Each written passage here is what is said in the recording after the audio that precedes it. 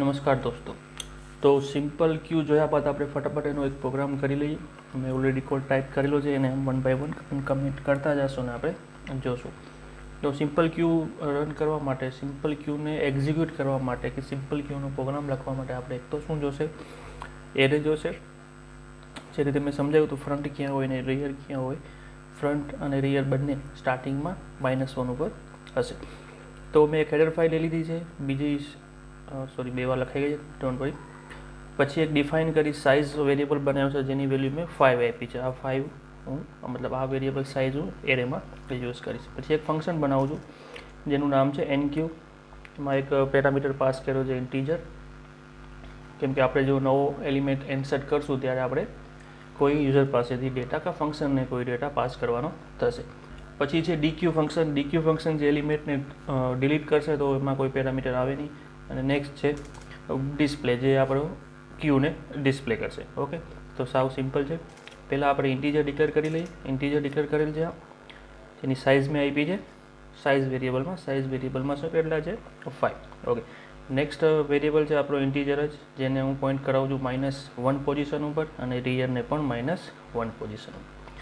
ત્યારબાદ મેઇન ફંક્શનને આપણે ઓપન કરી લઈએ. મેઇન ફંક્શન અહીંથી ઓપન થાય છે અને પૂરું થાય છે અહીં, રિટર્ન 0. ઓકે, મેઇન ફંક્શનની અંદર આપણે શું કરશું, પહેલાં ડિસ્પ્લે ફંક્શનને કોલ કરાવશું. તો ડિસ્પ્લે ફંક્શનની ડેફિનેશન આપણે જોઈ લઈએ. તે રાઇટ ક્લિક કરી ગો ટુ ડિક્લેરેશન જશો તો ઉપર છે ગો ટુ ડેફિનેશન, એટલે આપણે અત્યારે કમેન્ટમાં છે એટલે નહીં. તો બધું સિલેક્ટ કરી કંટ્રોલ પ્લસ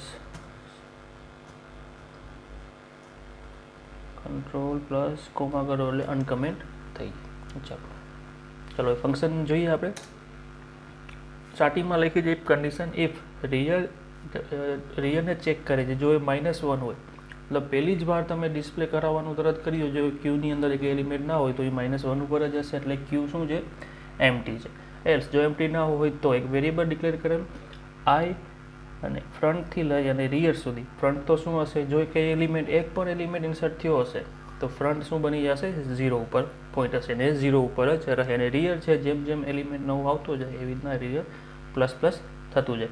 તો આ 0 થઈ ગયો અહીંયા જો એલિમેન્ટ હોય તો, અને રિયર જે લાસ્ટ એલિમેન્ટ હશે ત્યાં પોઈન્ટ કરતો હશે. તો આ ફોર લૂપ છે, એરેને ડિસ્પ્લે કરવા જેવી છે, એમાં કોઈ લાંબુ લોજિક નથી, તમને ખબર જ છે. તો અત્યારે જો હું આને રન કરીશ F11 તો શું આવશે? ક્યુ ઇઝ એમ્પ્ટી છે. શું કામ? તો કે એલિમેન્ટ હજી આપણી અંદર છે જ નહીં. આપણી અંદર નહીં, સોરી, ક્યુની અંદર એક એલિમેન્ટ છે જ નહીં. તો હવે એનક્યુ ફંક્શન આપણે જોઈએ. આ એનું પ્રોટોટાઇપ છે. નેક્સ્ટ એનક્યુ ફંક્શન ક્યાં છે? હારી. તો આપણે તેને અનકમેન્ટ કરી લઈએ પહેલાં, કંટ્રોલ કોમા. તો પહેલાં મેં એક ઇફ કન્ડિશન આપી છે કે રિયલની સાઇઝ જો સાઇઝ -1 હોય, સાઇઝ કેટલી છે? 5. એટલે આની અંદર એલિમેન્ટ કેટલા રહેશે? 5 રહેશે. બટ એની લાસ્ટ ઇન્ડેક્સની વેલ્યુ શું હશે? 4 હશે. તો રિયર મેક્સિમમ રિયરની વેલ્યુ શું થઈ શકશે? 4. 4થી આગળ જશે જ નહીં. તો અહીંયા પર 4 અને અહીંયા પણ 4 બને તો શું થાય? ક્યુ હોય ફૂલ થઈ જાય, એટલે આપણે નવો એલિમેન્ટ આપણે ઇન્સર્ટ ન કરી શકીએ. જો આ કન્ડિશન ફોલ્સ થાય એટલે એલ્સમાં જશું તો શું કરી નાખું? એલ્સમાં જાઓ તરત જ વળી પાછું એક ઇફ લીધું કે એમાં ચેક કરો. જો ફ્રન્ટ -1 છે, મતલબ પહેલો જ એલિમેન્ટ જ્યારે રન થતો હોય ત્યારે આ કન્ડિશન રન થાય. પહેલો જ એલિમેન્ટ ક્યુની અંદર ઇન્સર્ટ થાય ત્યારે આ કન્ડિશન રન થાય. તો જો ફ્રન્ટ -1 હોય તો એને 0 કરી નાખો, અને એ 0 થઈ જાય તો તરત બહાર આવીને ઇફ કન્ડિશનની બહાર છે R++. તો રિયર ++ શું કરી નાખો? -1માંથી 0 કરી નાખો, એટલે આઇટમ 0 બની ગયા. આઇટમ શું છે? તો કે આપણા એરેનું નામ છે આઇટમ્સ. તો આઇટમ્સ પોઝિશન કઈ? 0 ઉપર શું રાખી દો? વેલ્યુ. આ વેલ્યુ ક્યાંથી આવશે? ફંક્શન જ્યારે તમે કોલ કરશો ત્યારે તમારે વેલ્યુ પાસ કરવી પડશે. એની ઉપર શું કરી નાખો? 0 પોઝિશન ઉપર આ વેલ્યુને પુટ કરી દો. હવે આ પહેલી વાર રન થાય છે એટલે આ 0 છે. સપોઝ કે બીજી વાર રન થાય, મતલબ આ કન્ડિશન તો રન નહીં થાય. તો રિયર 0 ઉપર હતું તો 0 ઉપર હતું, અને હવે થઈ ગયું 1 ઉપર. તો આઇટમ 1 ઉપર વેલ્યુ જે બી હશે તે પાસ કરી. આપણે એકવાર એનક્યુને આપણે જોઈ લઈએ.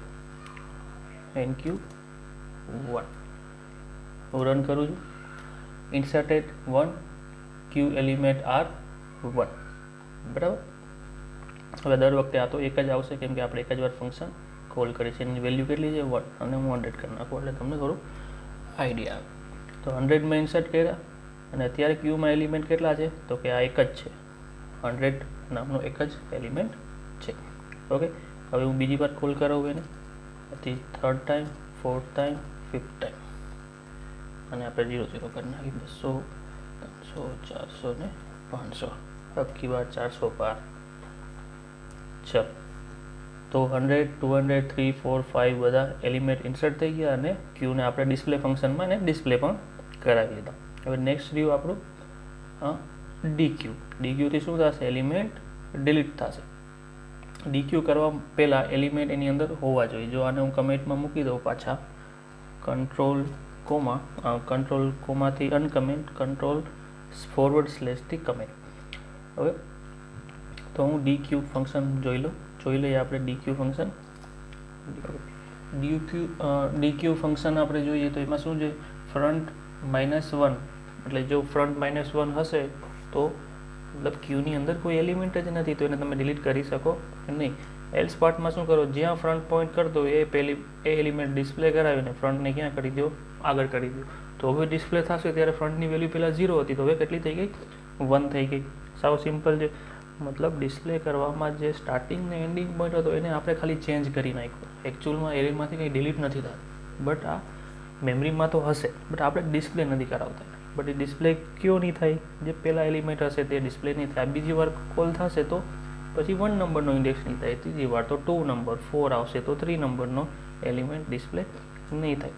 જો આપણે અત્યારે 5 એલિમેન્ટ ડિસ્પ્લે કરાયા છે ત્યારબાદ હું ડીક્યુ કરું. આના પછી મારે ફરીથી ડિસ્પ્લે કોલ કરાવવો પડશે તો હું આ ડિસ્પ્લેને બંધ કરી દઉં. મતલબ પહેલાં 5 એલિમેન્ટ ઇન્સર્ટ થશે એનક્યુથી પછી એક ડીક્યુ કરશું અને વળી પાછું ડિસ્પ્લે કરશું. એટલે આ સિક્વન્સમાં આવ્યા છે 1 2 3 4 5 તો સૌથી પહેલાં કયો આવ્યો હતો 100 તો એ 100 ડિલીટ થઈ જશે.